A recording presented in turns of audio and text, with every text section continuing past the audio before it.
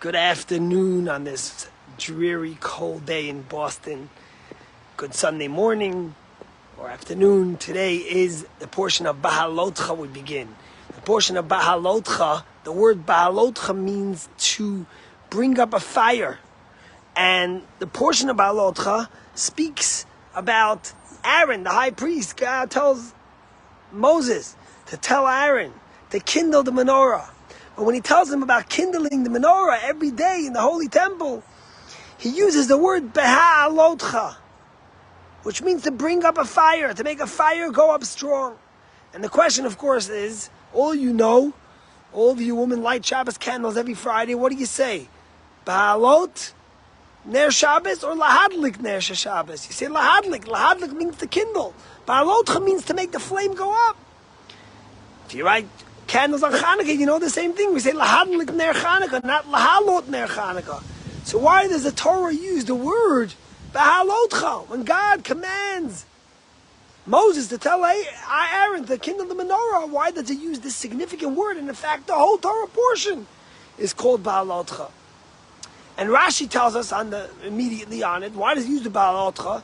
And you should know that when Aaron kindles the menorah, his responsibility is not just to kindle the menorah, but to make sure that the flame burns strongly on its own. That when he walks away, the flame shouldn't extinguish right away, but it should be strong enough to illuminate even after he finishes lighting it. And that's why he uses the word Bahalotcha. Everything in Judaism, every law we learn, is a metaphor for our esoteric part of the Torah too in our lives. The rabbis tell us Aaron was the high priest. He was the leader.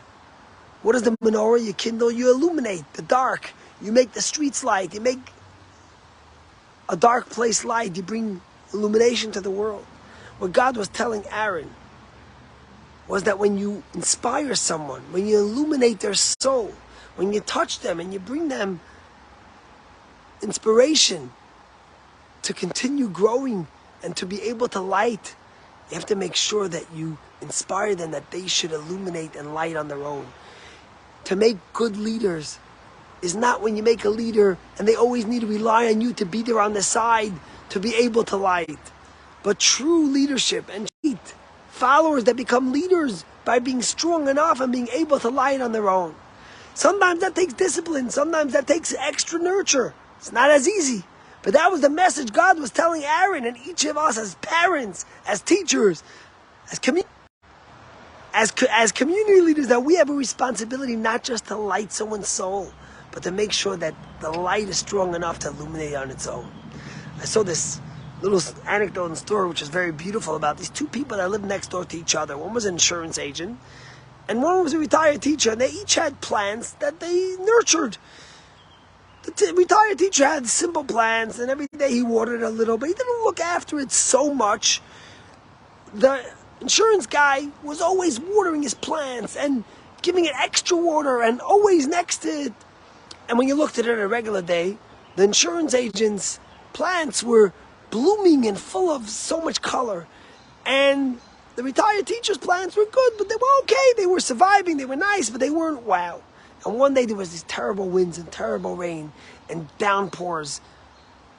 And the next morning they woke up and the insurance agent's plants were destroyed while the teachers were still there.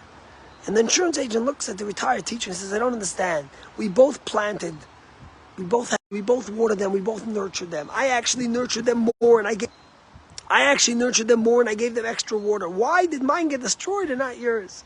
And the retired teacher smiled and said, you see, you kept on giving the plants water and nurturing it, so it had no work to do on its own. And therefore, it didn't become strong from within, that when you weren't there watering it, or when a strong wind came, it got destroyed. I watered my plants, I nurtured it, but I made sure to make it have to work on its own, that it should be strong, that even when a wind comes, and even when I'm not there to protect it, it should be able to still withstand it. And that's the story. When you light a candle, you got to give it enough light and illumination. When you inspire a future leader, a child, a student, you got to inspire it enough that when the winds come, and when the challenges come, and when you might not be there, it should be strong enough to light and to illuminate others. Have a great day.